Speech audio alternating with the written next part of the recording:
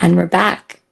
Welcome to Hairly Relatable, episode number 4. I want everyone to take a minute to appreciate the new setup because it took me a minute, but I needed something just lighter and brighter today in the moment. Actually, I'm looking at our esthetician's wall and I was going to move a couple of succulents over here for aesthetic purposes, but maybe I will halfway through the episode today. But yes, welcome to episode number 4, Hairly Relatable. I am your host, Nicole. We've been getting so much feedback here, and I am coming to you from beautiful Revenge Salon, tucked in Westwood, New Jersey. And I have to thank my clients, first of all, for their support. We have been just episode 4, how did this happen? How did we get here? Because I decided to start a podcast that I knew nothing about, and people really have shown me so much love, and I'm going to keep going because it's just been fun, and it's been great to just talk about things that I'm passionate about after all these years, still doing it. So thank you for that opportunity to grow and tap into things that really, really fuel my love for this industry. And again, being here at the salon and what I talk about doesn't necessarily reflect the views of beautiful Revenge Salon. So, with that said, let's talk something so fun today. We are going to talk about how we show up for ourselves and how we present ourselves to our clients. And basically, it is what you're wearing at the salon these days. And I like to call this episode, Let Me Introduce Myself. So I'm going to introduce myself. Hi, I am your stylist, Nicole. I've always kind of showed up as a diva. I came from the school of 2000s when I graduated hair school. Yeah, I showed up as a bum looking in my cloak of hair school activities. But when I really started going in as a stylist, I was not in an all black salon. I think it was Black Saturdays. So I liked my style. We were allowed to wear sneakers, and I think that we wore like cool Pumas and different colors, and jeans were acceptable. So it was definitely a great look to be able to put together. And I always think that as long as you make it look cute, it's totally cool to have those kinds of accessories and fun and whatnot. But then I moved to a salon that was black. Um, Fun because you don't have to think about it and you just kind of grab whatever looks good and you can ensemble whatever together. And it's really minimal thought as long as you're not kind of rolling up in pajamas, anything goes. And let's talk about footwear too, because sneakers were always my go-tos. And now I really live in Doc Martens. Today I'm actually not wearing them. It's fall here in Jersey, so October. Boots, and they're low because all these years of standing, I used to wear like platform shoes, and we can't really do that anymore. So low boots it is. So how are you guys showing up for work? Because I feel that most of the stylists that I see on Instagram have really cool styles, and I dig it. I love urban. I love like that grungy look with the flannels, and I do love the old school, still diva style. And I do have like my little dress on, and I have my jacket that I took off because of the sweating bullets before, as usual. But I can't really get on board with what I'm seeing, which is like this comfy casual look. What y'all doing out there with these I've just rolled out of bed and I want to be comfortable. I'm really having a hard time with this because I know it's individuality and I'm not knocking it, but you can be individual at your own home because that's what I wear to sleep and that's what I'm comfortable in, not at work. And there's a sense of pride when you're leaving your house and you're going to your job and you're showing up for your client and you're showing up for your coworkers and you're showing up for yourself. And I just feel that that unkept look kind of brings that unkept energy, and it really does kind of kept, what was that?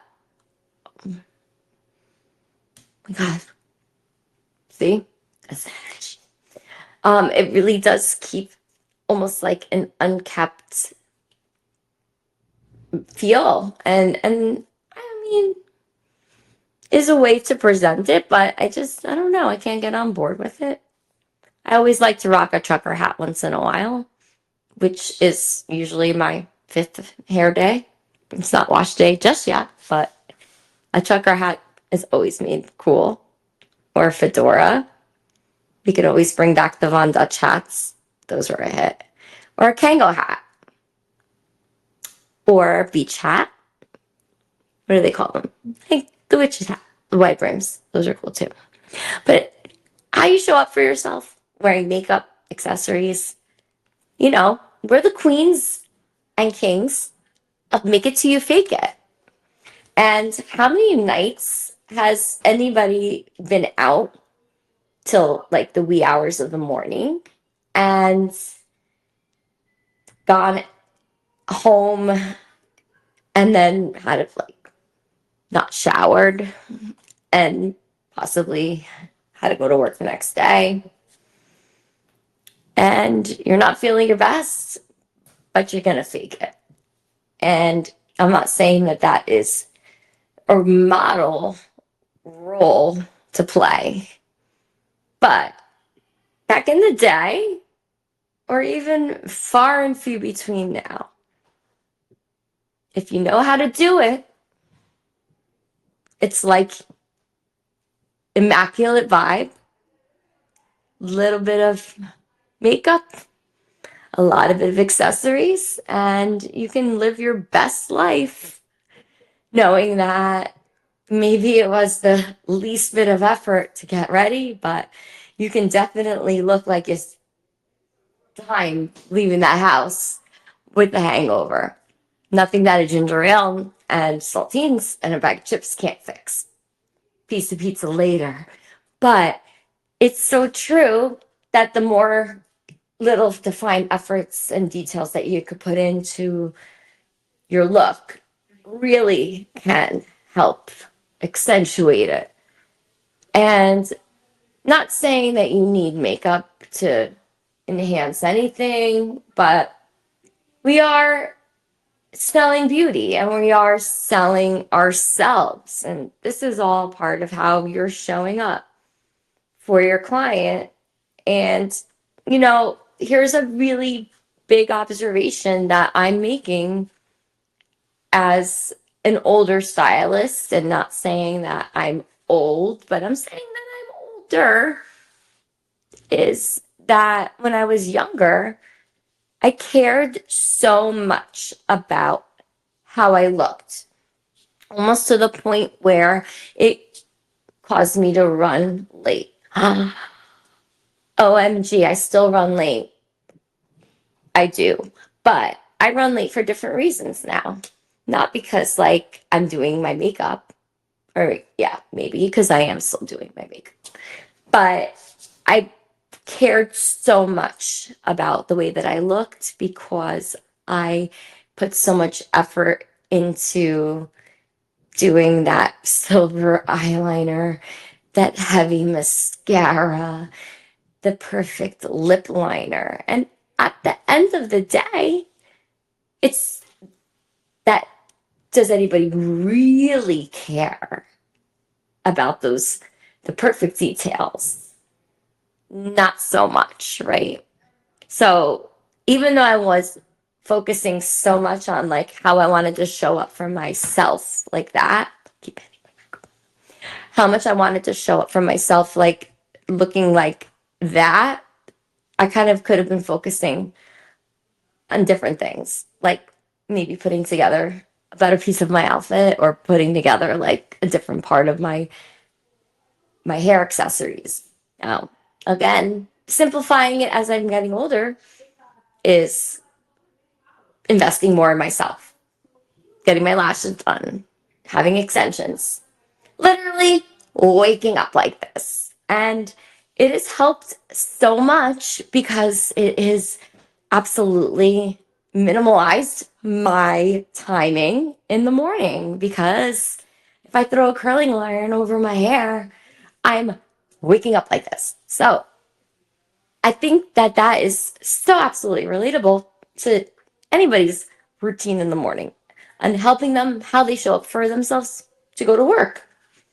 It's minimalizing anything that you can do to help yourself roll out the door faster.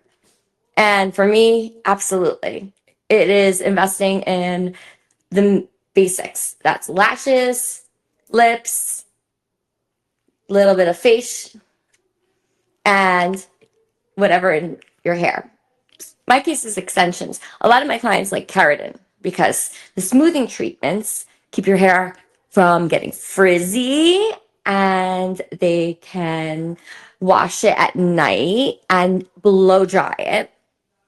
Don't go to bed with a wet head. It is mission critical that you don't, because your hair will get frizzy and it will retain moisture and you will wake up with your hair dry in the morning. So if you're going to wash your hair at night on a wash day, and you shouldn't be washing your hair anyways every day, not even every other, maybe every 2 days, that will also save you time getting ready for work and how you show up for yourself and what you look like going to work the next day. And if you're even in the case like myself, you wash your hair every week with extensions. And we're going to tap into that in a second, because that is a whole mindset. That is a game changer. That is a life changer. Once a week. I had to get over it in my own head. Like, mind blowing.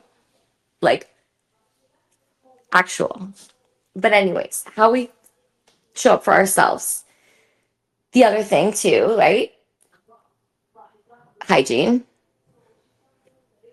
Don't get it twisted. How many stylists have ever encountered a stylist? How many clients have ever encountered a stylist? How many stylists have ever encountered a client? I'll wait. Can we just keep hygiene at a very high priority on our self-care list? Please and thank you. Teeth. Ears. Okay. I'm going to be extremely relatable with you all. We are up in your ears as a hairstylist. And this is going to be like one of those cringy ass moments, but you are looking in your ears. We're looking in your ears. I'm going to say it again. Like, use Q-tip. Use Q-tip. Because it's just sanitary. And I'm going to make it relatable. It's good hygiene. Just use a Q-tip. And teeth. Listen, some of us are blessed. Some of us aren't. Some of us had work done. I've had work done. I always keep like gum and something or mints, and I blow through them on my station too, because I'm popping them. Because I drink coffee through a straw a lot. And if you followed me on my last episode, actually I have a bottle of water next to me too, because I was parched AF after the last episode I recorded. I was like panting for water. But anyways, teeth, breath, if you have lunch before you come see us, either way, I'm going to tap into something also. I don't. Once in my career, I did. Not so much anymore. I don't at all. And I don't at work legally. The legalization of the other things. But smoking. Okay. I don't smoke cigarettes. I did at one point. Way back when.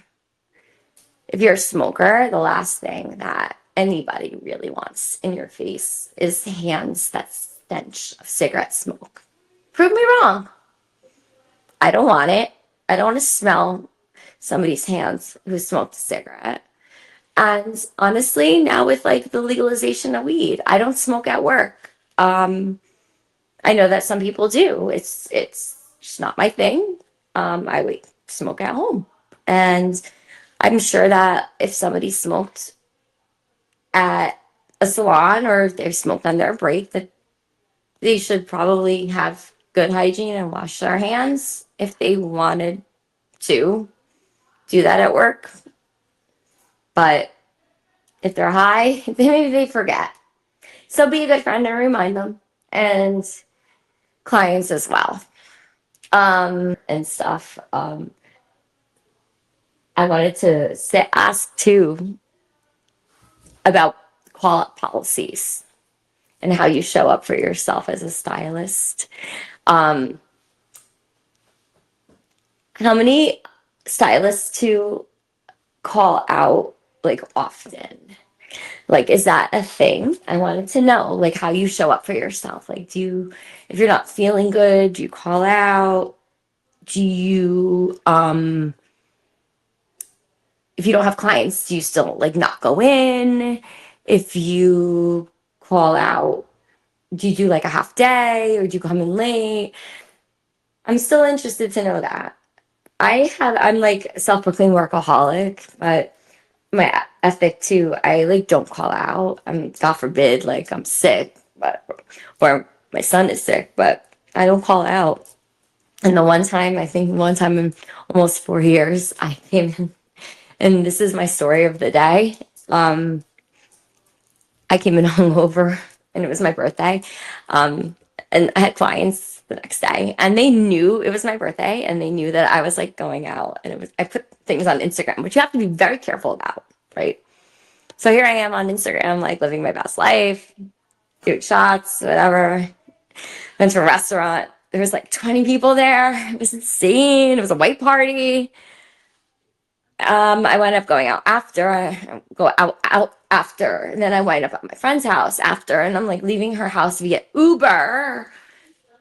We Ubered, but I'm leaving her house via Uber in the wee hours of the morning, and I got back home and pass out, and it was like 10:30, 11 in the morning, and I'm like, I have to go to work. And I was okay, but I was not okay. Like my head was pounding, and I came in, I had a highlight, and I started working or whatever.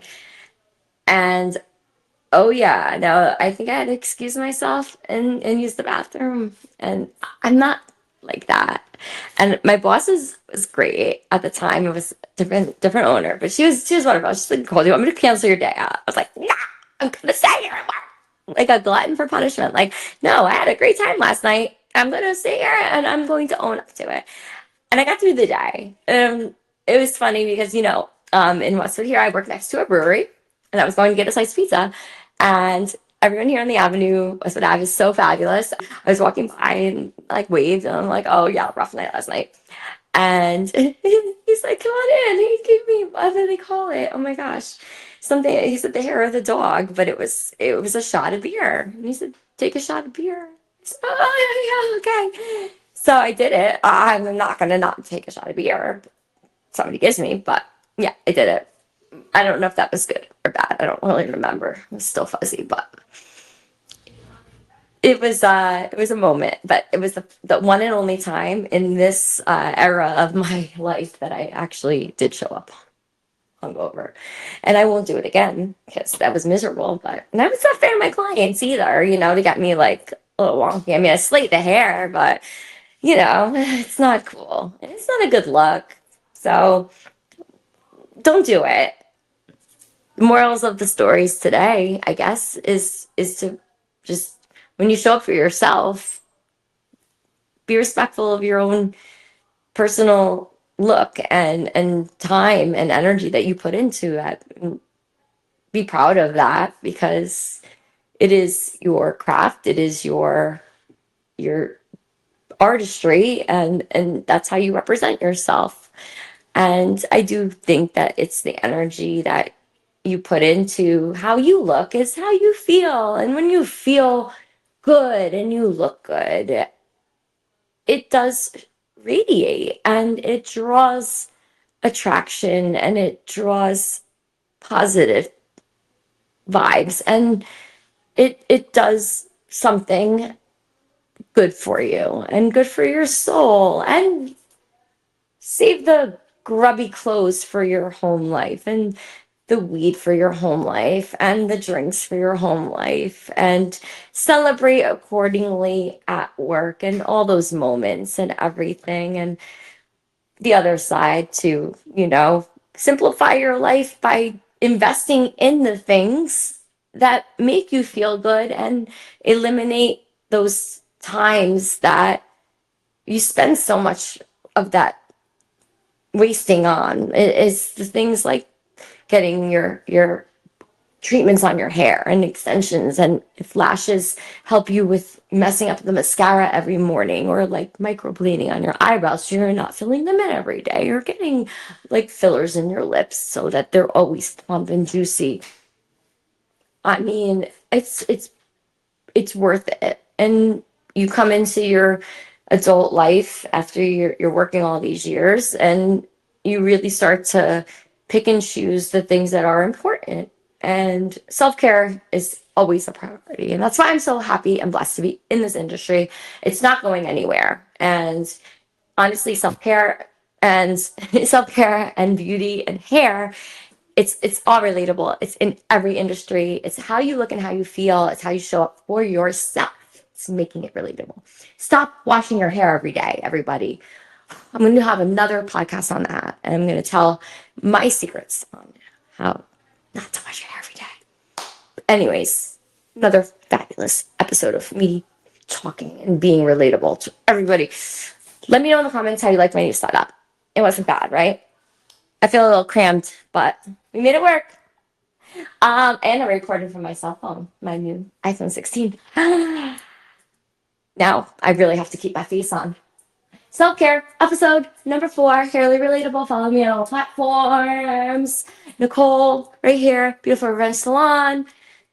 Like, support, share, tell a friend to tell a friend. Stay relatable. Thank you, everyone. Oh, how'd that work? Did you see the hearts or did I? Did I do that? What else can I do? Oh, that was cool. Do it again. Oh, man. All right. Bye.